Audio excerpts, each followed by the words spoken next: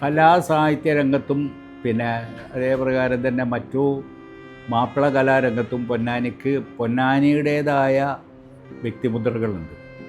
ഈ മൗത്തളപ്പാട്ടുകൾ എന്ന് പറഞ്ഞിട്ട് ഒരു കാലത്ത് ഈ കല്യാണങ്ങളിലൊക്കെ, രാത്രി കല്യാണങ്ങളിലൊക്കെ വരനെ നടുവിലിരുത്തിയിട്ട് ഒരു പാട്ട് പാടുന്ന സമ്പ്രദായം ഉണ്ടായിരുന്നു. ആ പൊന്നാനിക്ക് മാത്രമുള്ള പ്രത്യേകതയായിരുന്നു. അക്കാലഘട്ടങ്ങളിൽ ഈ കല്യാണങ്ങൾ രാത്രികളിലായിരുന്നു നടന്നിരുന്നത്. മൗത്തളപ്പാട്ട് പൊന്നാനി പാട്ടുകൾ എന്ന് പറഞ്ഞ എൻ്റെ ഒരു പുസ്തകമുണ്ട്, മൊയ്കുത്തി വൈദ്യ സ്മാരക അക്കാദമി ഇറക്കിയത്. അതിൽ ഏകദേശം 10-15 മൗത്തളപ്പാട്ടുകളുണ്ട്. മുഖത്തളം എന്നുള്ള വാക്കിൽ നിന്ന് മൗത്തള, അങ്ങനെ ലോപിച്ചാണ് മൗത്തള. ഒരു കാലഘട്ടത്തിൽ പൊന്നാനിൽ അങ്ങനത്തെ പാട്ടുകാർ ഇഷ്ടംപോലെ ഉണ്ടായിരുന്നു.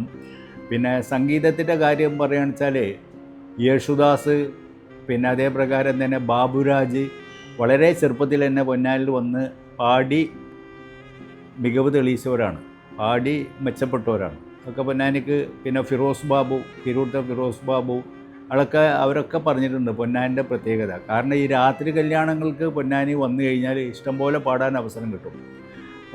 പ്രത്യേകിച്ച് പൊന്നാനി അഴീക്കൽ പ്രദേശത്ത് പത്തേമാരി തൊഴിലാളികൾ, ഇവരെ സീസൺ കഴിഞ്ഞാൽ ആണ് അവരെ കല്യാണങ്ങൾ നടക്കുക. അപ്പോൾ ആ സമയത്ത് അതിഗംഭീരമായിട്ട് കല്യാണങ്ങളൊക്കെ നടന്നിരുന്നു.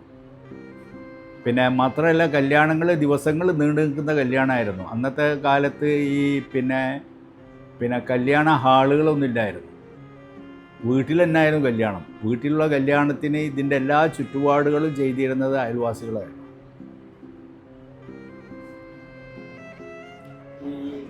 മാത്രമല്ല, പൊന്നാനി അങ്ങാടി ഒരു മരുമക്കത്തായ സമ്പ്രദായം ആയതുകൊണ്ടിട്ട് ആദ്യകാലത്ത് ഏകദേശം 10-40 വർഷങ്ങൾക്ക് മുമ്പ് പിന്നെ ഇവർ കല്യാണങ്ങൾ രാത്രികളിലായിരുന്നു. മാത്രമല്ല, കല്യാണം കഴിക്കുന്ന ഭാര്യ വീട്ടിൽ അന്തി ഉറങ്ങുന്ന സമ്പ്രദായമായിരുന്നു.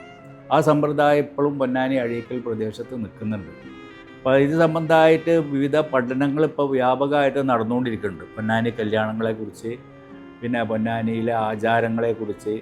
പിന്നെ ഇതെല്ലാം പുറമെ മറ്റൊരു വിശേഷങ്ങളോട് പൊന്നാനിക്കുണ്ട്. മൗലൂദുകളുടെ നാട്. കണ്ടമാനം മൗലൂദ് പൊന്നാനിയിൽ നിന്ന് രചിക്കപ്പെട്ടിട്ടുണ്ട്. ഒരു കാലഘട്ടത്തിൽ റബിയുൽ അവൽ ആഖിർ മാസമായാൽ കണ്ടമാനം മൗലൂദുകളുണ്ടായിരുന്നു.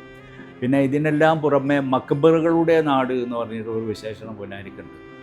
പിന്നെ പൊന്നാനി അങ്ങാടി തന്നെ ഒരു ഏകദേശം 20-ലധികം മക്ബറുകളുണ്ട്. സൈനുദ്ദീൻ മഖ്ദൂമിൻ്റെ മക്ബറ കൂടാതെ കണ്ട്, തോട്ടുകപ്പള്ളി മക്ബറ കൂടാതെ കണ്ടിട്ട് ഏകദേശം 20ഓളം മക്ബറുകളുണ്ട്, ചെറുതും വലുതുമായിട്ടുള്ള. അപ്പോൾ അങ്ങനെയൊക്കെയുള്ള ഒരുപാട് വിശേഷങ്ങൾ പൊന്നാനിക്കുണ്ട്.